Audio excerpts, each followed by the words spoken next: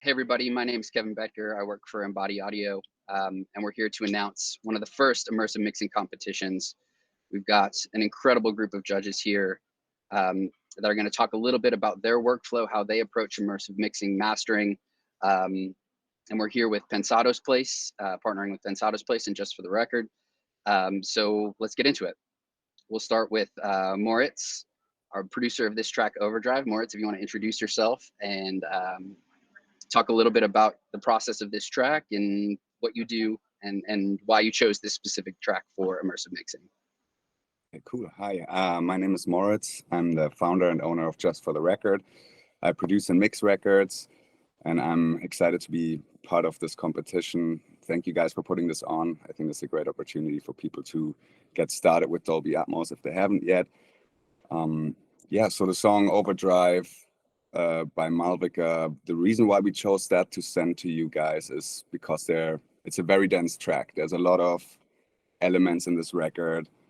I would say it's a quite dynamic record, or it can be a quite dynamic record. I think there's a huge chance for people to take advantage of Dolby Atmos and the impact that you can generate with that immersive format to differentiate between sections, have a big downbeat on the hook, move around background vocals.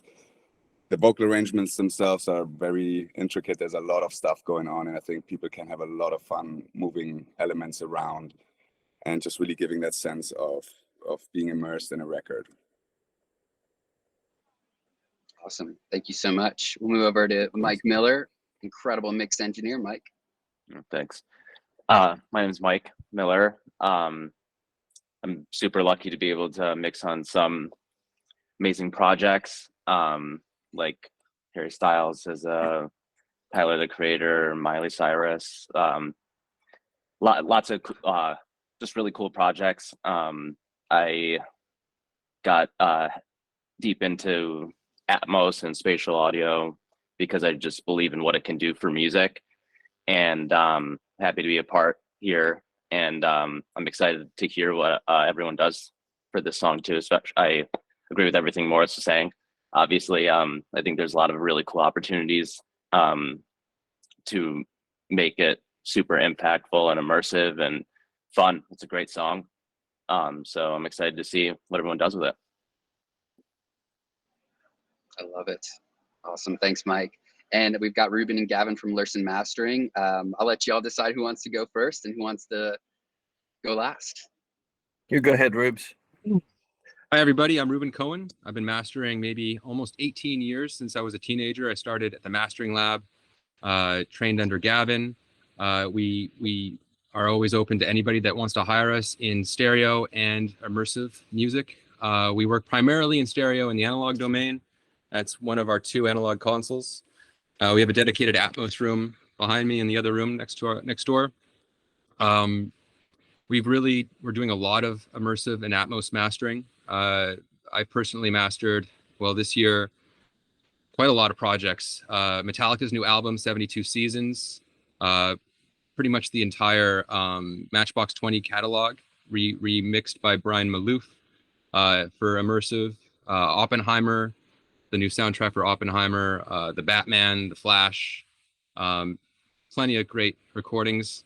Really, really great rendition of Jukebox Hero, all kinds of fun stuff. And also I've contributed quite a bit to techniques towards how to master in immersive. Won't spend too much time on it, but there's a video out there called The Future of Mastering with Warren Hewart. It's a good one way you can approach mastering with all the benefits of having a bus with the absence of a bus. So it's called the phantom bus process. So sometimes that's quite helpful as well. And I'm Gavin Lurssen. I've been at this for 32 years now.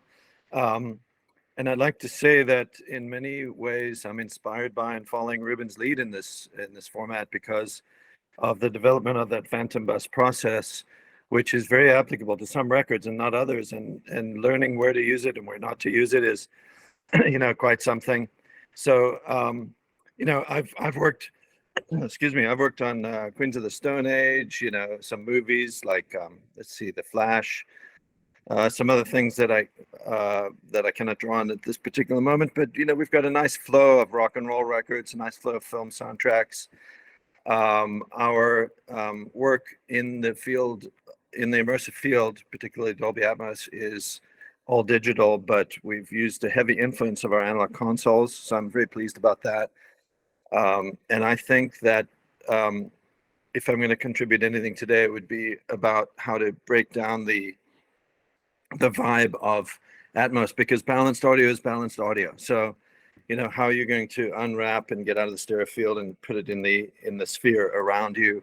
I'll talk about that a little bit today. But as far as the heavy technical stuff, Reuben is leading the charge in a very graceful way in this format. So we work together like this, and it works very well.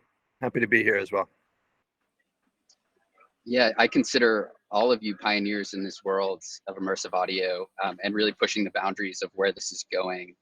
And Gavin, you mentioned intimidation and technical, Reuben being your technical kind of mind being there in this world of immersive audio. We've all kind of discussed the difficulties of how to get set up in this, the intimidation of this format. So that's something that we really want to focus on for this competition, to just share with everybody really why we're running this. Hey, that it's easy to set up. You just kind of need to know what DAW you're working with. All the technicals are there. And then mix processing it's mixing, it's balancing, it's figuring out what to do. And I'd love to get everybody's take on that specific thing, on the intimidation process of immersive mixing and how you've overcome that, how you've adapted to this world a little bit. And we can start with Moritz from the production side, and then Mike from the mixing side, and then Reuben, Gavin from the mastering side. Yeah. Full transparency, I've worked in Atmos a couple of times, but I'm lucky to have a head engineer. His name is Matt Cerritos at the studio. He's mainly the guy who's in our Atmos room, working on a bunch of different projects, in-house, out of house. And he's really someone who's spent a lot of time getting really into the technical depth of it, I would say, similar to Reuben. I think the two of them have had a bunch of very insightful conversations over the last couple of months around this. For me, it's more, I treat it more like playtime. When I'm doing stuff in Atmos, I haven't quite gotten into producing in Atmos yet, but that is something that I really want to get started with as soon as possible.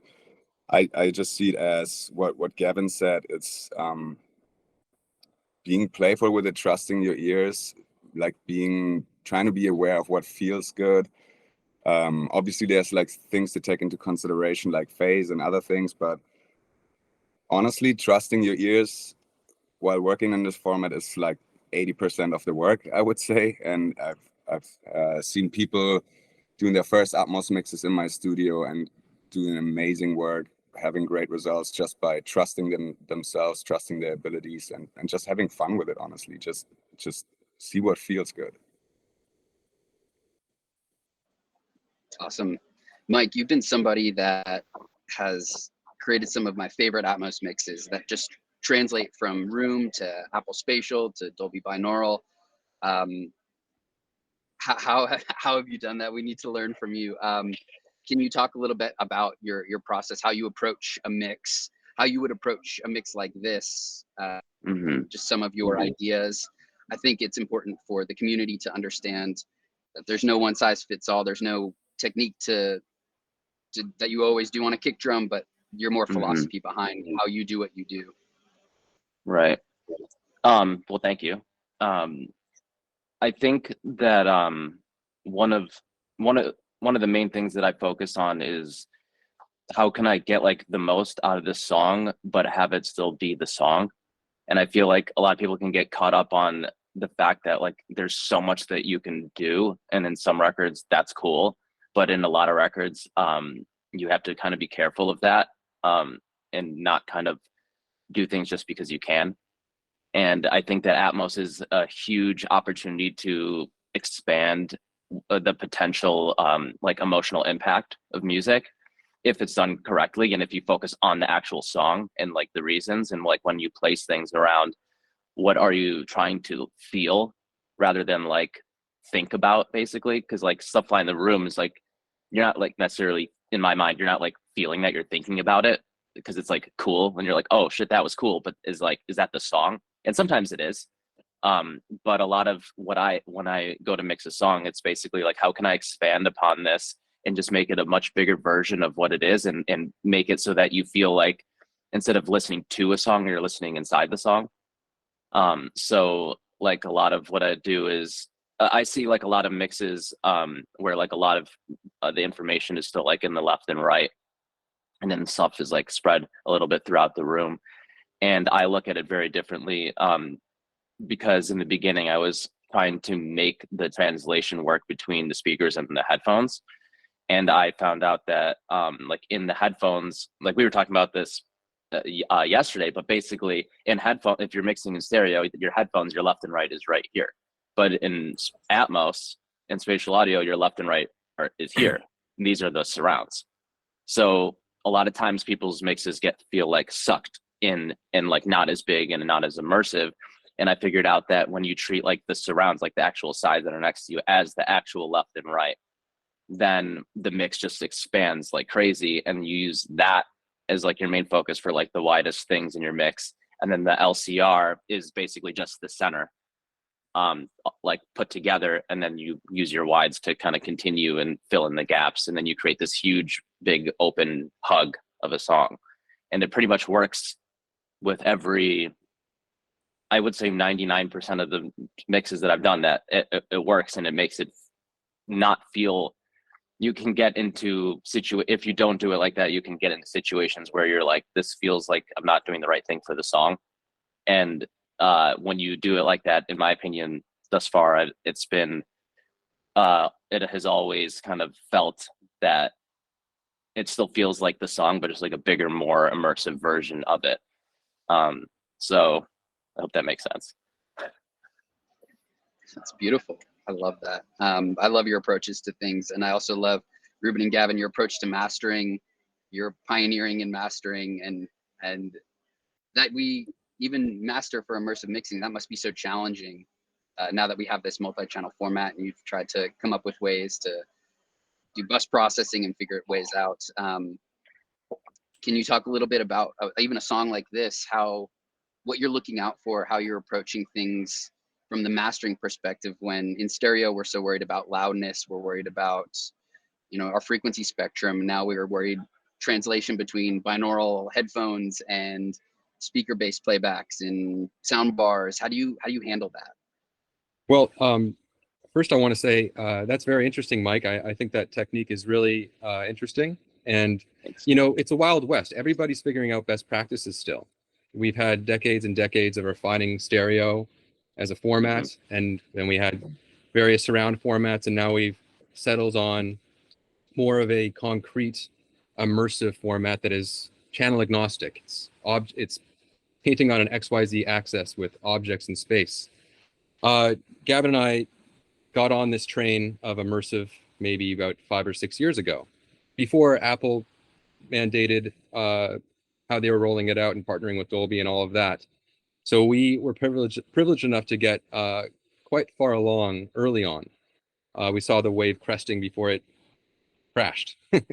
And the goal back then was to figure out a way to take everything that we knew, all of the skill sets, all of the philosophy from stereo, working in mastering in stereo, and bring it into this world without any compromises, going from one to the other. And now more than ever, I feel like we've found our voice, at least in how we approach that.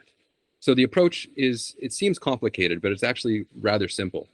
And it really is on the pillars of the philosophy of having ultimate connection to the music, nothing in between you and what's coming out of either the array of speakers or the fold downs in binaural or spatial. So you feel connected to the music entirely, and you're not wanting for anything. One of the things that I learned from Gavin when I was in my early 20s was, if you use too much processing in the wrong way, you could end up taking a departure from that connection. So just all the processing that you introduce should always bring you not closer, but closest to the music. So you're not left thinking, oh, I wish this, that, and the other, and wasn't quite, dialed in this way. that's just all in the background, and all you're not thinking about anything rather than just feeling that connection from the first note to the last all the way through the song. And the way we do that in immersive is global processing. We process generally, unless we don't want to or feel the need to, we process all of the elements with the same processing, all linked globally. And we've also have the privilege of using tools that we developed with IK Multimedia a while ago now, but still hold up and are hard in our world to beat, which is model off our analog console. So we use our own tech working digitally. I'll speak a little bit to level right now. I'm sure we'll talk about it more. But another philosophy that we've always taken with our stereo work is loudness is not the first priority. Loudness is second to musicality. Musicality is always first priority. Loudness falls where it falls based off where that musicality in our minds as engineers sitting in this chair, where we can leave it so you're in that place of ultimate connection. In these immersive formats, well, also in stereo now, stereo there is a everything gets normalized to a lower common denominator on the streaming platforms, which pretty much in large degree put the nail in the coffin for the loudness wars. For a large degree, it helped out a lot for music. It was a good thing. In immersive music, there is a -18 LKFS standard. So loudness, for loudness sake, there's a governing chip, there's a speed limit. You can't go above that. What loudness really means in both formats, whether it's stereo or these immersive formats, is loudness is equal to density.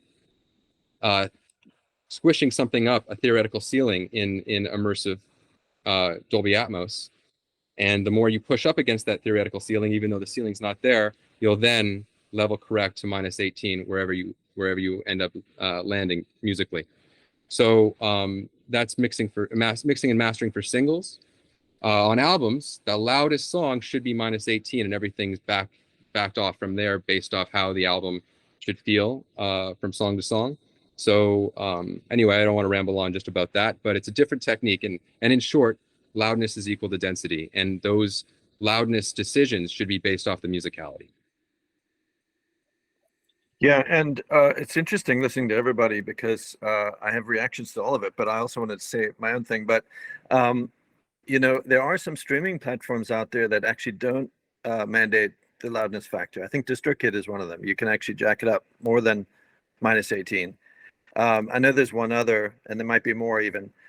So what that tells you is that it still is the Wild West, and Dolby or Apple might alter that 18. We don't know. We just don't know where it's going to go. So we have to take all of this into account. Usually the mixer is the one that sets that decision, but there's a lot of people diving into the mixing of this that rely on us to give them specs like this as well. So we kind of get involved in it, and there's over the years, I've witnessed in my career a big gray area between, mixing and mastering because, the processes cross over.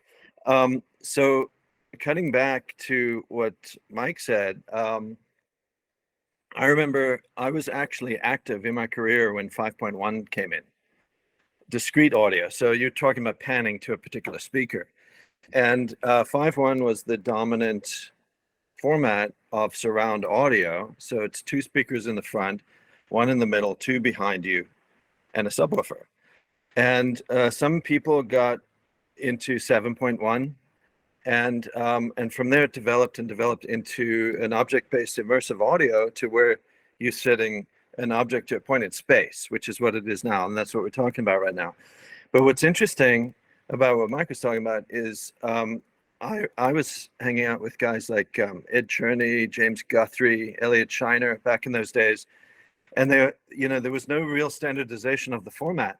In stereo, there's this kind of expected window of where you work, an expected loudness, an expected kind of compression feel thing, a place where everybody kind of goes, the same playground, In immersive audio, which started with these discrete immersive formats like 5.1, I heard a lot of chatter at the time where a 5.1 mix was much bigger sounding than a 7.1 mix, simply because when you get those two side speakers, they dense it up and you lose the size of the mix. Then you would have people that would put pan a vocal or something into the center, and then others that would use a phantom center. And it was all about the size, and you know, we'd have healthy discussions like this. And it was really fascinating to be around for that, and now see what it's progressed into, because you still have the opportunity to use the sphere that's available to you in a very sparse way that increases the size of the music. And if you pay attention to that, you can really make something very special. So that ties into what Mike was saying, and what Reuben and Moritz was saying is, you know, just to be clear, Reuben and I, we both come from the standpoint of music first. It's always about the music. It's always about never doing something to put a veil between that music and that listener. The less is there, the more invisible we are, the more successful we've done our job. So when you come to a format like this and you're dealing with artists, you know, the way we look at life is, who are we in this entire game? And that is that we provide service to an artist. An artist is a person that expresses culture in some form or another. So our service to that person is that they can express themselves in their best way. Advising on a mix, you know, immersing ourselves into this format, no pun intended, lets us learn things that we can then share with our clients who are then getting into the field of mixing in this world. So we're very conscious from a musical standpoint. The technology of it is just something we have to do to make it all work and ship the deliverables out to the masses. You also brought up, Gavin, that there's, you know, the binaural version, there's the spatial version. The consumers only hear the folded down versions of all this stuff. So really the way to look at it is, if you consider your place in the industry as that of service to the artist, so the artist can then service their fans, you really just have to make it feel like what they're trying to convey. And that could be technically extremely wrong, but if that listener ends up with that feeling, you're good, you know? So all this stuff is to say that one has to trust oneself in the process. It's just an expanded sphere of stereo, which is its own immersive format, you know? The fact that you can pan makes it immersive. It's just a bigger version of that. And you have to feel it out and convey that same message that you would in stereo, you know? It's wonderful. It's so great to hear everybody's perspective, the focus on musicality and everything, to not let the technicals overdrive the creativity and what the artists are feeling. And that's something that we really wanted to highlight with this mix competition, and really give the ability to all of the rest of the world. You're all in fabulous, wonderful mix studios, Atmos mix studios that y'all have. We spent a lot of time in there. Not everybody is fortunate enough to be in that situation, so we want to make sure that people have the ability to hear it as it's truly intended, so that way when it gets folded down or it's listened to on Apple AirPod Maxes, or it's a binaural mix, that it sounds as good as it can. So there'll be a few videos showcasing a couple of different workflows for the Windows users, for the Mac users. That'll come right after this chat. And then some description of the kind of mix competition guidelines, focusing on things that everybody's been talking about as far as limitations, loudness, naming conventions. We're creating what's called an ADM B-Wave or ADM broadcast wave. That's our file deliverable that you would upload to DistroKid. So we're doing this as real as it can be. We've got Moritz from the production side, we've got Mike from the mix side, we've got Reuben and Gavin from the mastering side. So the critique of these mixes that everybody's going to be doing is from every angle. So I'm so excited that we have the full spectrum here to analyze this, to take these mixes to the next level and really start to provide education for this community on how they can do this and their approaches to it. So I thank you guys for all of your insight. If there's anything anybody else wants to jump in and say, talk about, feel free. Right now is a great time. Can I say something? Sure. I was with an engineer named Ryan Ulyate over the weekend. He was Tom Petty's guy, fabulous guy. And I always say something to people, but he put a third line on it. And I just want to leave this with the group. I always say a good song that sounds bad will still get listened to. A bad song that sounds good will not get listened to. And he added a third line to that. So he said those two things, and then he said a good song that sounds good is better than that. So it sounds simple and funny, but it's very, very true, you know. So you got to have good material, and if you can jiggle the stuff around and make everything sound good, you've got gold. And it's music first. You caught that in all of our dialogue. It's music first. The technology enables the music. So community, don't overthink it. Just mix it. Love it. Yep. Awesome. Thanks, everybody. Thank you. Thank you, everybody. Thanks for having me.